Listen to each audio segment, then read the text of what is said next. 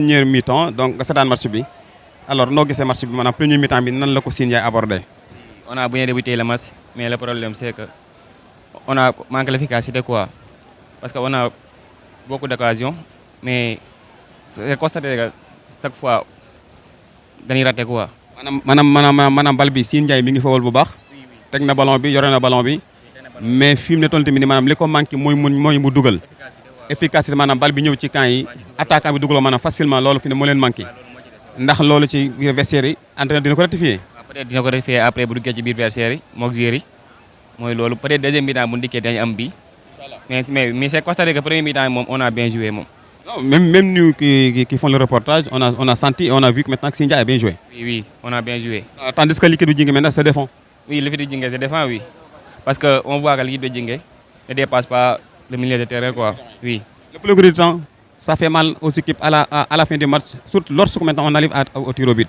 Non on a aucune comment dirais-je amul luñ ci kii luñ ci amul lu mu ci ragal. waa tiro bii oui lu mu ci xalaat quoi. mënul jeex ci biir terrain bi jeex tiro bii rek. leen lu mu ci mën a doon rek incha allah taala. waaw incha allah taala dañuy gagné moom. Merci. Et que c'est Maodo Malick le premier qui tire le premier pour l'équipe de Djingué face au gardien de but de l'équipe de Sine Ndiaye. Voilà, Maodo qui prend son élan. Maodo qui prend son élan. Voilà, qui laisse maintenant son maillot maintenant. Maodo qui s'allonge. Et qui marque. Super. Voilà, c'est Moustapha Sarri de l'équipe de Sine Ndiaye qui va tirer le premier tir de l'équipe de Sine Ndiaye. C'est le numéro 13. Voilà, c'est le numéro 13. Parce qu'il faut que madame reporter, il faut avoir le courage maintenant de le dire. Qui pose son ballon, qui prend son élan. L'arbitre donne le coup de sifflet. Il prend maintenant beaucoup d'élan. Qui s'allonge. Qui tire et qui marque. Super. Moustapha Sarri qui marque le premier tir de Sine Ndiaye. Moustapha Sarri. Oh, c'est très difficile. Oh là là, c'est très difficile, il faut le dire. Parce que dañu war di am feuille de match yi dañu war di am maanaam la dossard des joueurs. Ba reporter mën a dem ba maanaam di reporter ci match ci mënatu am maanaam feuille de match mënatu am maanaam numéro de joueur. Ça, ce n'est plus l'appel. Ce n'est plus l'appel. Il faut être sportif. Da ngeen ay sportif. Ça c'est du sport. Ça du sport ça li sport rek la dañ koy def rek après ñu jóge fi dem donc li mu am lépp dañ koy def. Alors le numéro 16 de Djingué qui va tirer le deuxième penalty de l'équipe de Djingué qui s'allonge. Ousseynou qui marque. Oui. C'est que Ousseynou, le numéro 16 qui marque. Ousseynou, numéro 16 de l'équipe de Djingué marque le deuxième penalty. Alors celui qui se dirige vers le ballon pour l'équipe de Sine Ndiaye et que ñu leen rappeler fàttali leen ni leen Sine ñoom ñooy jouer ak maillot vert yi rappeler ni Djingué ñooy jouer ak maillot yi nga xamante bi ni mooy maillot weex yi donc 2-1 ci diggante ñaari équipe yi ah góolub Sine Ndiaye bi daal war nañu wax ak moom et que Modou Fall de Sine Ndiaye et que c'est Modou Fall de Sine Ndiaye qui doit tirer le deuxième penalty de Sine. Et le Modou Fall qui prend son élan, qui tire et qui rate. C'est le numéro 13 de Djingué qui... Voilà, Mabdou qui parle avec le portier de Sine. Est-ce que c'est du berger à la berger? Est-ce que le portier de Sine Ndiaye va sortir le ballon? Il va chercher maintenant ce ballon. Le portier de Sine Ndiaye doit maintenant aller chercher ce penalty. Voilà, Sine Ndiaye du président Mamadou Ndiaye. Voilà, qui prend son élan. Et que Mabdou qui prend son élan. Le numéro 18 qui s'allonge et qui marque.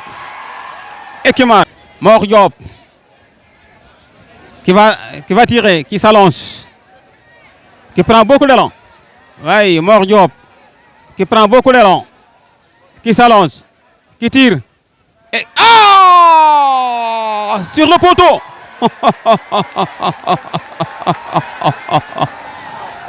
C'est sur le poteau. Alors si Djingué marque, c'est terminé. Alors si Djingué marque, c'est terminé. Alors pour ceux qui nous suivent, si Djingué marque, c'est terminé. Voilà.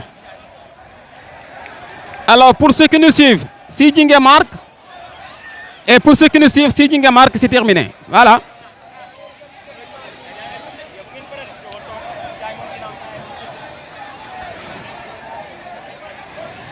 Et pour ceux qui nous suivent maintenant,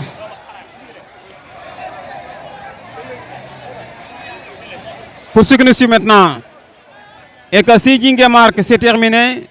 Et que si Djingué ne marque pas, on continue. Le numéro 17 de Djingué. Voilà, maintenant nous devons gagner. Dougal gagner, hein? Baki Cissé de Djingué qui va dans la victoire. Et la qualification. Oh! Le portier Ndiaye dougalé, Boussine Ndiaye dougalé. Légui benen bit mo ci dess Djingué dina door 5e tiram. On croit que maintenant que c'est fini, mais c'est pas encore fini. Alors, les djinnis du football n'ont pas encore accompagné aucune équipe. Baydam Nuinala. On va assister au 4e tir de l'équipe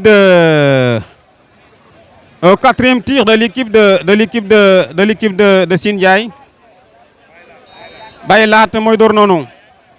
Et que Baylat de Sindiaye mo tek bal bi. Moy dor, on va suivre. Il prend son élan. Il s'allonge. Lahad va-t-il marquer? Oui, il a marqué. Pas de VAR. Alors, le numéro 5, s'il marque, c'est terminé. S'il ne marque pas, on reprend. Oh, au-dessus de la transversale. Oh!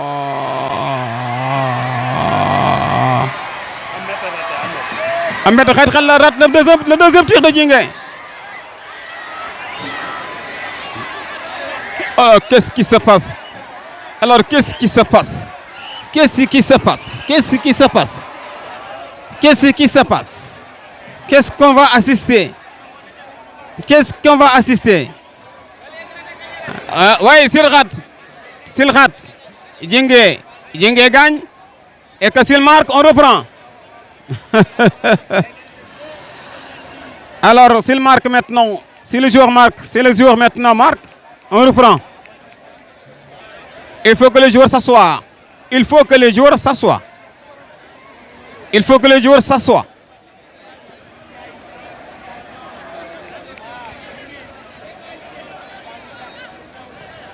Alors, on va assister au tir, au 5e tir de le numéro 9.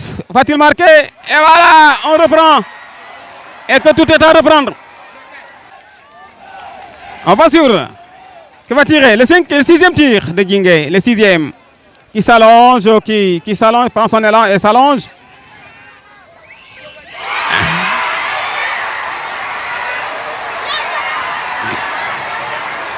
Oh. Et que si Sine marque, c'est terminé.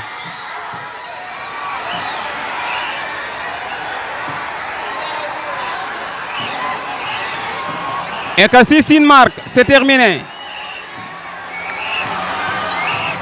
Et que si Sine Ndiaye marque, c'est terminé. Et que si Sine Ndiaye marque, ce sera terminé entre les équipes. Entre l'équipe de Sindiaye et l'équipe de Djingué.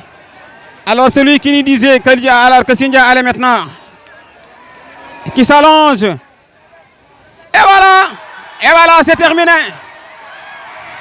Et que Sindiaye se qualifie. Sindiaye se qualifie. Et que Sindiaye se qualifie. Et que Sindiaye se qualifie. Et que Sindiaye se qualifie.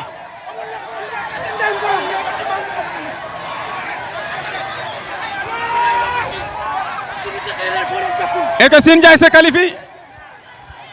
Et que l'équipe de Sindiaye se qualifie. Et que s'il se qualifie, l'équipe du président Mamoudou Ndiaye se qualifie. Et que celui qui nous disait ça, on ne le croyait pas. Parce qu'à l'entame du match, et que l'équipe de Sine était en mauvaise posture. Alors je vais avoir le joueur. Oh là là, l'équipe de Sine se qualifie. Et que Sine se qualifie. Alors, non. Coach, maa ngi lay nuyu. Coach maa ngi lay nuyu. Naka itam mbaa yaa ngi ci jàmm. Alors li ma ci xaw a miti jaaxal ma ci man rek mooy le carton rouge noonu dafa jël ko. Carton rouge bi c'était évident pour man parce que ñun nawetaan yàgg nañ si tey jii bu ñu wax si commune Taïba Ndiaye depuis si 10 ans yii nii on était parmi les meilleurs entraîneurs donc dañuy lire parce que dañuy xamat gis nañ wax dëgg yàlla benn défaut arbitrage bu amoon boo xoolee moo ñu kale woon si lu bëri raison pour laquelle ma ni li ma bëgg a arbitre bi dinaa risqué wax ko j'ai bien compris que dinaa jël carton rouge vraiment je savais que dinaa jël carton rouge mais dama koy jël pour que message bi ma bëgg a jàllale mu jàll arbitre bi dégg ko moom en âme et conscience dina xam ne kii wax ak moom wax ak kilifa la ko. merci coach ci loolu mais bu loolu jàllee alors la marche en deux physionomies alors ñu commencé tir de penalty yi Sine Ndiaye raté ñaari ballon ñu yaakaar match bi jeex na parce que boo dugalee maanaam match bi jeex alors nii la terminé lan nga wax ak joueur yi maanaam ban moral ngeen remonté. moral bi remonté joueur yi leen la rek mooy ñun boo xoolee lépp lu ñuy def dañ koy def si collectif. parce que sama message bi ma leen mujj a envoyé ñoom ñu si verchère dama leen góor mooy may góor loxo ñaari loxo ñu jàppoo mbooloo mooy doole kon jàpp na ni bu ñu ratewaat mën na noo gagné match bi te du tey la première fois ku dem si archive Sine nga dem en 2019 nga xool ko di nga xam Sine nan la battre record am yëpp. alors li ma ci jaaxal maanaam changement de gardien bi. changement de gardien bi moom mën naa ne man maa jël sama risque wax ko ne ko Tafa dama nga jël kaay parce que xam nañ ko ñun ñoo ko yar bu ñu doon continuer fii ba 10 tirs jinge du dugalaat. parce que xam naa ko compétence yi mu nekk si moom compétence yooyu ñun xam nañ ko parce que ñoo leen yar ñoom ñëpp. alors ngeen def ko joueur bu yàgg muy ñëw di góolu. moo dàq góolu si commune bi moo fi dàq góolu suñu doon génne meilleur gardien si commune bi jamono ji moo fi dàq góolu mais si terrain bi lañ ko gën a soxlaa parce que am na ni gardien wax dëgg yàlla mais di profité waale di excusé waale si carton rouge bi parce que ñun ay kilifa lañ mënoon naa ñàkk bien vrai mais fi match bi tolloon la te match bi li mu jaraloon la danoo dagg suñu lépp ñu ñëw. vraiment c'était ça quoi. merci ñu ngi excusé wu ñëpp di jégalu bu baax. merci peace. merci coach alors capitaine Dike maa ngi lay nuyu. maa ngi lay ziar bu baax a baax. alors match bu difficile. c'est difficile ci biir match bi. c'est aussi difficile métti na ci tir de penalty yi. tir de penalty yi si raté ñaari ballon. ñu yaakaar maanaam bu jinga dooree bu dugalee bal bi match bi jeex. alors finalement l'équipe de Sine qui était en mauvaise posture gagne le match. waaw maa ngi nuyu ñëpp gars yi nuyu dirigeants yeeg ñi fi nekk ñëpp. match moom difficile la métti woon na suñu côté trop sax. mais alhamdulilah sant yàlla bu wér a wér waaw instant bii nag ñu ngi si kanam si kanam instant ci leen fas yéene jëm nii. alors li ma lay laaj maanaam gardien de but bi démarré ballon bi malgré le football a connu maintenant les 11 joueurs dañuy wax 11 joueurs dont le gardien dañuy wax ne fukki nit yi football ak benn mais kenn kun ci may maanaam moom muy góolu noonu lañ ko tuddee loolu mooy moo tax mu indi gardien moo tax moom mel na moom la ci permettre muy jàpp ci ay loxom mais c'est un joueur comme tous les joueurs. mais loolu ngeen xam ba tax ngeen def changement wala defoon ngeen xam changement. waaw Tafa moom ñoo ko yar moom. góol sax boo teewoon ci camp yi gardien yi góol sax dàquñ ko góol depuis xale la dafa daan fooyee. penalty sax mu naan see koñ ba nii masi xaalis nii bu demee tiro bi moom moo jël camp yi boo teewoon ci camp yi nii gardien fi ne sa ci commune bi yëpp moo leen dàq góol moom talent bi mën na football mën na góol. alors bi ngeen ratee ñaari penalty ci banc bi lu ngeen ci waxtaanee. non métti woon na trop bi nga ko ratee mais. xam nga rek gars yi si ginnaaw bàyyiwuñu dirigeants yi gën ñu yokk courage dañu tàccu waaw moo loolu noonu daal ñu dem jëli ko ak suñu jom ak yooyu noonu te incha allah ñu ngi si kanam. alors Sine Ndiaye en demi-finale. waaw Sine Ndiaye en demi-finale instant ñu ngi xaar Ndomor a Thialé ku dóor Sine Ndiaye ngay am demi-finale. kon foofu ngeen jëm. foofu leen jëm waaw foofu leen jëm. merci capitaine Dike. merci beaucoup. merci. ok bonne continuation. ok merci. voilà l'équipe de coach ñu ngi lay nuyu. c'était très difficile non mais jafe woon na na. jafe na lool mais sport la sport. à l'arrivée Sine se qualifie. waaw Sine se qualifié wax dëgg yàlla demoon nañ wax dëgg yàlla ba perdre connaissance yaakaaroon nañ ni match bi perte nañ ko mais yàlla ba ànd ak yow li ma leen wax booy yàlla ba ànd ak yow wax dëgg yàlla kenn mënu ci dara mais match bi moom wax dëgg yàlla match bi difficilement lañ ko fubal. bien sûr. c'est parce que boo xoolee match bi kañ lañ fubal mardi lañ fubal Guèye dóor Kër Magueye ñu préparé match bi ci diggante bi difficilement lañ ko préparé ak problème gàmm geeg yooyu yëpp da cee feeñ wax dëgg yàlla mais comme nga génn nañ ci alhamdulilahi rabbil alamin gis nañ waaw. li ma ci jaaxal daal mooy changement gardien de but yi. waaw changement gardien yi bii bi c'est parce que booy bi xam nañ ko ñun ñoo ko juddulu ñoo ko yar Tapha Pen xam nañ ko bu baax ñoo ko juddulu ñoo ko yar c'est parce que xam nañ ay forum mën na fuwal mën na góol la doon njëkkee dafa am efficacité moo tax ñu jël ko pour di ko pointeloo mais góol sax la gën a man boo xoolee moo tax tey ñu góol mu gis ni carrément moom war na mën a gagné match bi mu dem jël dem ci camp yi gagné match bi loolu la xam nañ ni carrément te bi mu demee effectivement ñun ñëpp d'accord ci nan ci mu dem ci camp yi. il mérite maanaam coaching gagnant la non. non waaw mais ça c'est du coaching gagnant. waaw mais ce coaching gagnant la sport mooy demee noonu ñu ngi féliciter ASC Sine di encourager ASC Jingué xam ni carrément lii nii sport la sport moom mooy demee noonu chaque jour ak fi muy génn tey jii ñëpp yaakaaruñ ko woon mais sport tamit moo demee noonu nañ d'accord ni carrément football moo demee noonu. alors ci biir match bi dem nañ ba benn moment maanaam les supporters maanaam commencé woon maanaam di indi ay débordement parce que dañu demoon ba xalaatuñu man di war nañu mën gagner quoi. di perturber wu quoi supporters yi waaw mais nag xam nga rek booy carrément ñoom bu ñu meree dañuy réagir mais ñun ñi nga xamante ni nii carrément amuñu lu ñu neex. mais xam tamit carrément ñi ngi ko doon gérer xam ne football la match bi boo gisee ni mu déroulé gis nañ ci seetaan nañ ko ay football kat lañ football kat lañ xam nañ carrément failles yi xam ne équipe bi manqué na ko ak faible bi équipe bi xaw a faible tuuti loolu lépp gis nañ ko ci kattanu yàlla ak yonent bi ku war a dajeeg demi-finale ku mel ni Ndóomóor wala soit que nga dajeeg ku mel ni Thialé ñaari équipe yooyu ku ci doon nga dajeeg ñoom ci kattanu yàlla ak yonent bi dañuy gën a defarwaat xoolaat carrément point faible yi ñu réglé ko pour mën a ñëw jàkkaarloog équipe yooyu pour mën a dóor éliminer leen pour dem finale. la muy tekki daal mooy ci seetaan mi ko seetaan mooy moo di équipe maanaam football daal tant que jeexul kenn gañewul. non kenn gañewul football tant que arbitre bi soufflewul kenn gañewul waaw c'est parce que moom chaque jour day wane boppam sport moo demee noonu chaque jour football day wane boppam. kon laaj na message boobu ñu di ko véhicule ci supporter boobu ëllëgee maanaam ñuy xaar ba match bi jeex. ñuy xaar incha allah gis nañ lépp mooy li ma la wax sànq rek gis nañ faay yi ci biir terrain bi gis nañ faay yi ci biti yëpp ci kattanu yàlla yonent bi dañuy dem Kër Mallé bu ñu demee dinañ ko régler ba nga xamante ni nii am na effet ci match bi am na lu ci nekk. am na effet wala amul effet ci match bi. non kaan bi Oustaz kaan bi du dara. jafandukaay la wala du mu doon. sport la rek sport la daal newetaan la. c'est de l'art. newetaan la daal waaw newetaan la wax dëgg yàlla ñëw nañ daal gëm ni carrément war nañ ko mën a indaale ñu indaale ko yàlla may ñun tam ci kattanu yàlla ak yonent bi.